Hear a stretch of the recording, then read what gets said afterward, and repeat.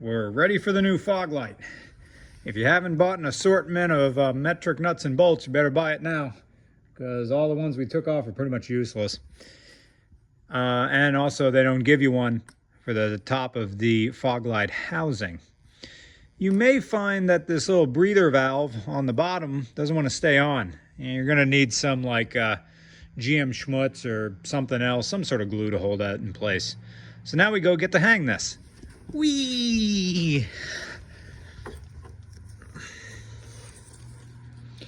Do do do do do do do do do do do do do do do do. The light shines right at the camera. That's good videography. Can't see a damn thing. Light shine at the thing. I want to put it on the metal. There it goes. Yep. So the stock fog light housing, top little hook up there, hooks in the nub, and thankfully I don't have to run a bolt through. Well, I will.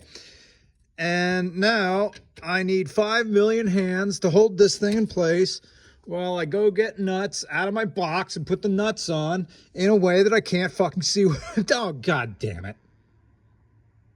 How am I going to run a bolt through when the entire light is in the way?